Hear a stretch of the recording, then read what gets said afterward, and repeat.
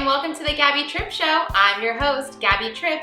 Each episode, you'll be joining me in my home, where together we will cook delicious recipes for you to better enjoy your home, or to inspire you to become a homeowner for the very first time. So buckle up, because your perfect home trip starts now. Today we are going to be baking. That's right, you heard that correctly. Gabby is baking.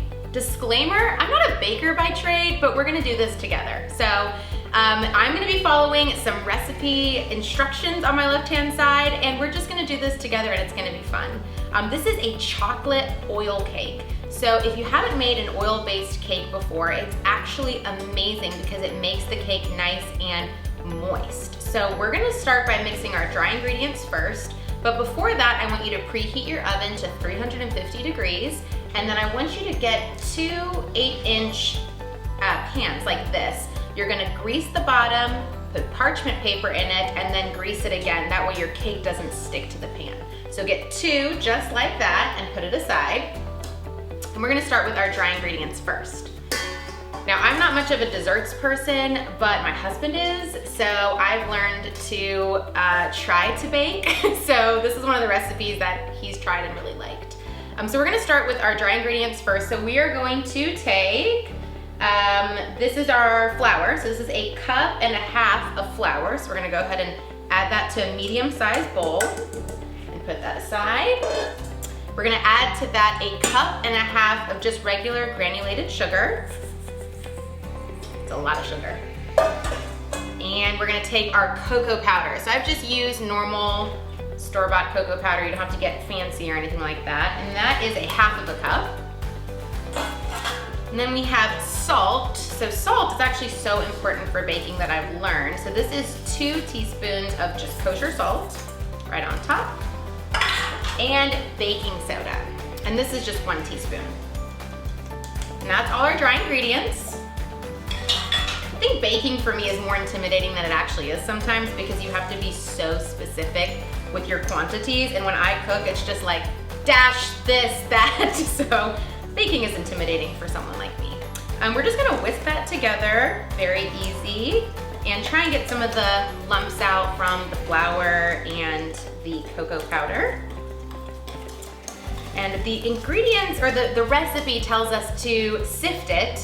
So that is what I'm going to do next, just to get it nice and light and airy. So I took an even bigger bowl and my sifter, take my whisk and put it aside, and I'm going to start getting it in the sifter. All right, let's move this over here. All right, look how pretty that is. Almost looks like a chocolate rain shower. Oh my gosh, look at all the chocolate. All right, get this down. So there's gonna be some lumps at the end of this, and that's honestly okay. There's definitely gonna be some sugar left over. So this is just really to try and get as much of the lumps out as possible. Wow, that is a lot of cocoa powder going everywhere. All right, perfect. So we're gonna take that and put that aside.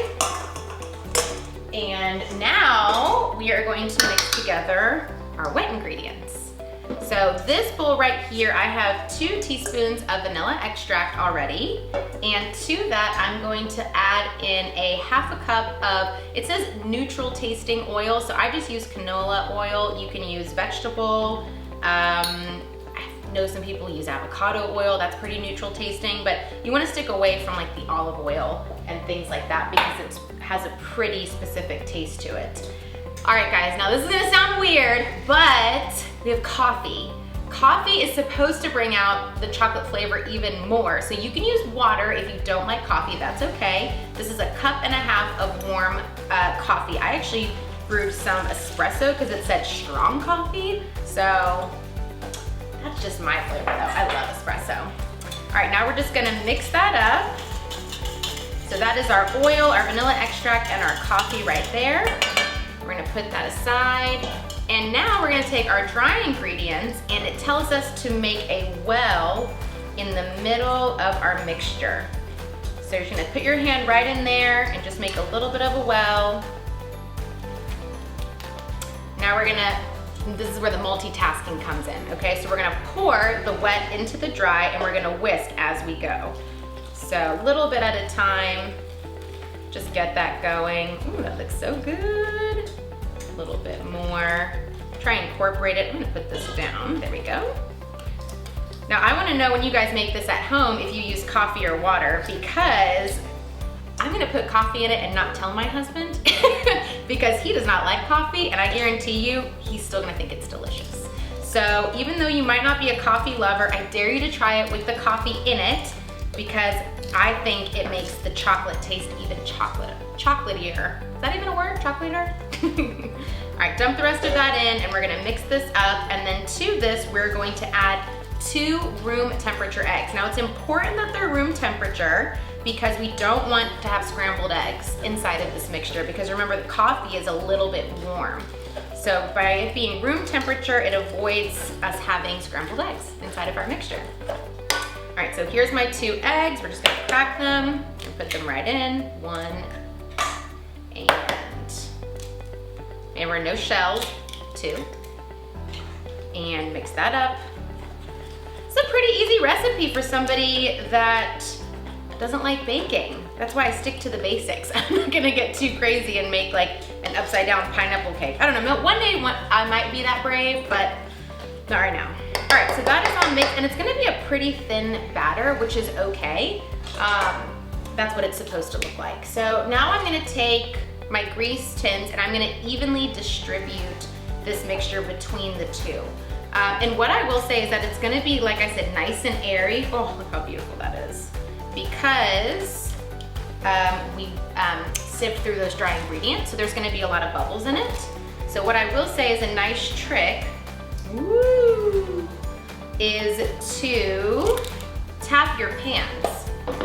So whenever you have the mixture fully distributed, half and half, you can take your pan and just tap it like that on the counter, and that allows, you'll actually see some bubbles lift up through the cake.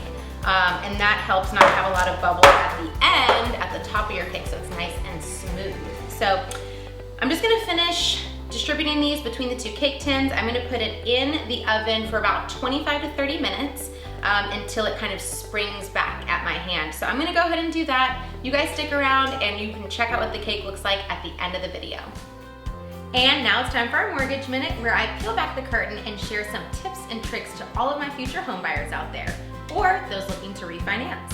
One of the biggest questions I get every day is clients that are looking to compare rates and terms and closing costs between different lenders, which is totally normal, but keep in mind that those closing costs that you're comparing, they're gonna differ between those lenders, because the numbers that you're comparing are third-party vendors that have nothing to do with the mortgage lender. Things like homeowners insurance, property taxes, attorney or title costs. Those are the 3 biggest items on closing costs that are going to change based on your decision. So it's whoever you pick as an insurance company, whoever you pick as your attorney and title company, and for your property taxes, again, that is something that the attorney or title company assists you with. So keep in mind, when you are comparing different closing cost breakdowns between different lenders, that is going to differ between your application and your closing, because that is when you will make those choices of who you want to use for those vendors. So keep that in mind next time you're comparing. Now let's go check on our cake.